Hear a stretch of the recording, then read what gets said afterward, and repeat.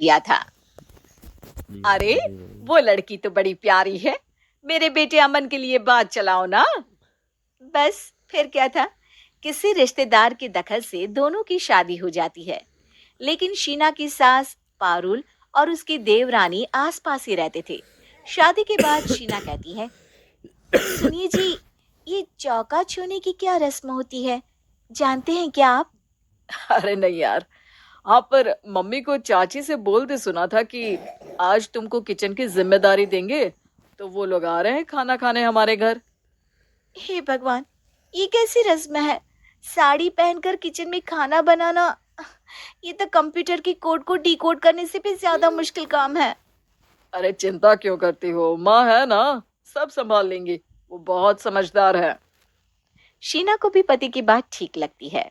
वहीं घर पर शीना की चाची सास, ससुर और उनकी बहू खाने पर पहुंचते हैं। शीना की चाची सास उसकी सास से कहती है, अरे कहाँ है दीदी, आप अभी भी किचन में हैं क्या? रस्म बहू की है या आपकी?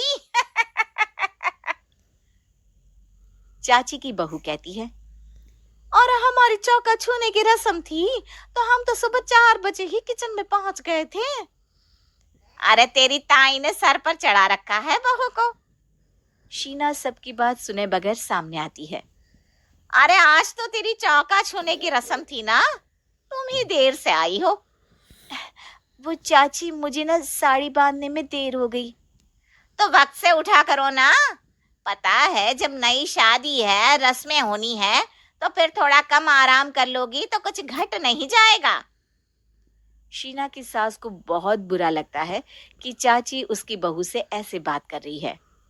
अरे शीना, चलो किचन में, मैं तुम्हें समझा देती हूँ कि कैसे क्या करना है। देखो, मैंने सब बनाकर यहाँ रख दिया है, तुम्हें सिर्फ हलवा बनाना है। उसकी भी पूरी तैयारी कर दी है बेटा। बस किशमिश डालकर हलवा में मिलाकर लेकर आ जाना। बस फिर क्या था, एक एक कर शीना सारा खाना टेबल पर लगा देती है। अरे बहू ने इतना सब बना दिया, वाह जी वाह। तभी शीना बोल देती है, नहीं नहीं चाची, ये सब तो माँ ने बनाया है, मैंने तो सिर्फ इसे टेबल पर लगाया है। वो साड़ी पहनकर काम करना अभी थोड़ा मुश्किल होगा ना।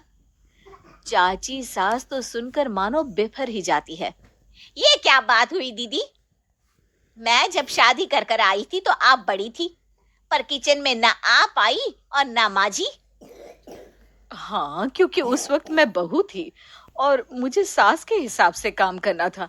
लेकिन अब मैं सास हूं तो मैं बहू को वैसे ही बनाऊंगी ना, जैसा कभी मैं बनना चाहती थी।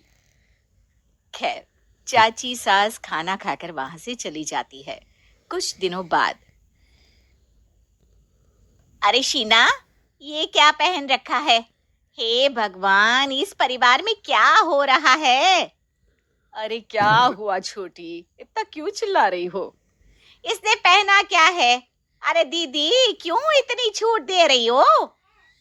शीना, जो कि सलवार सूट पहने खड़ी थी, चाची के गुस्से को देखते ही अंदर चली जाती है। देख छोटी, हम दोनों को आज की बहुओं से तुलना नहीं करनी चाहिए।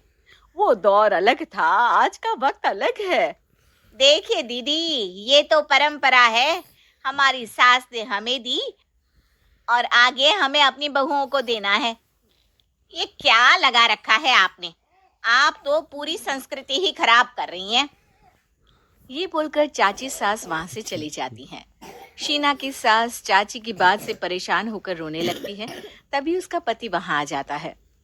अरे क्या हुआ भाग्यवान, फिर तुम्हारी देवरानी तुमको ताने देकर चली गई है क्या?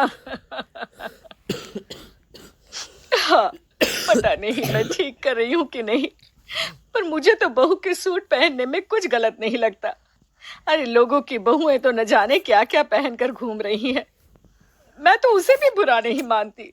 ये क्या मेरी गलती है? अरे नहीं, बिल्कुल नहीं। अपने किए फैसले का सम्मान करो, ठीक है सब। कुछ दिन निकल जाते हैं। फिर आता है शीना का पहला करवा चौथ। अरे शीना बेटा, यह त्योहार हमारे घर में बहुत मायने रखता है। तुम शाम की पूजा के लिए अच्छे से तैयार हो जाना। और सुनो, चाची सास और उनकी बहू भी यहाँ आएंगी पूजा के लिए। तो खाना भी बनाना है, वो मैं बना लेती हूँ। तुम बस आज के दिन साड़ी पहनना बेटा। शीना समझ नहीं पाती है कि चाची सास के आने पर उसकी सास उसे साड़ी पहनने को क्यों बोलती है। नहीं नहीं माँ जी, मैं सारा खाना बना लूंगी, आप उसकी चिंता ना करिए, अब तो मैंने सब कुछ सीख लिया है। शीना की सास उसकी बात पर खुश हो जाती है। छोटी को पता न चले कि मेरी बहू घर में सूट पहनती है, तो मैंने आज साड़ी पहनने को बोल दिया। क्यों लोगों को बिना वजह बात बनाने का मौका दे। शाम को सब पूजा पाठ करके बैठे होते हैं कि चाची सास की बहू चाची सास से कहती है, माँ जी, आज के दिन तो आप लोगों के घर बहुओं को नेक दिया जाता है ना। हाँ हाँ बहू, बोलना, तुझे तेरी सास से क्या चाहिए। हाँ शीना बेटा, तू भी बता दे कि तुझे क्या चाहिए। मम्मी जी, मुझे ना आपका वो रानी हार चाहिए जो आपने अभी पहना है। चाची सास थोड़ा हिचकिचाते हुए कहती है, हाँ हाँ हाँ, ले लेना, सब तेरा ही तो है। तुझे कौन सा हार चाहिए बहू। माँ जी, मुझे नेक में आपसे परमिशन चाहिए कि आप मुझे नौकरी की इजाजत दें। आप तो जानती हैं कि मैं और ये एक ही कॉलेज में एक ही क्लास में साथ में थे, लेकिन आज वो कहाँ है और मैं कहाँ। वाह जी वाह, ये भी सुनना बाकी रह गया था। इस खानदान की बहू नौकरी करने बाहर जाएगी।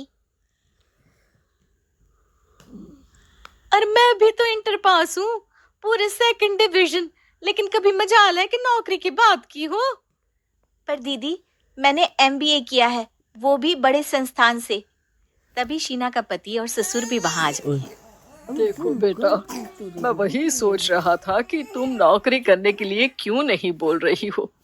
मुझे लगा शायद तुम नौकरी करना नहीं चाहती हो। नहीं पापा, वो तो हमेशा से ही कुछ नाम कमाना चाहती है। अपने माता पिता को भी इसने कहा था कि वो आप लोगों को अपनी तरह से समझ लेगी। सास को शांत देखकर शीना कहती है, मम्मी जी, मैं वादा करती हूँ, घर का सारा काम करके ही ऑफिस जाऊंगी। खाना पीना किसी भी चीज के लिए घर वालों को परेशानी नहीं होने दूंगी। वक्त से पहले उठूंगी और काम वाली को भी हटवा दूंगी। शीना की बात सुनकर सास हंस पड़ती है। अरे शीना, ये ज्यादा हो गया हाँ। बिल्कुल काम करो बेटा, पढ़ी लिखी हो, नौकरी में अच्छा कर सकती हो। जरूर बेटा, दिया तुम्हें तुम्हारा नेग। हाँ, पुरानी परंपरा जरूरी नहीं कि अच्छी ही हो, कभी कभी बदलाव लाना भी जरूरी होता है, जिसे देर से ही सही लेकिन समाज अपना ही लेता है।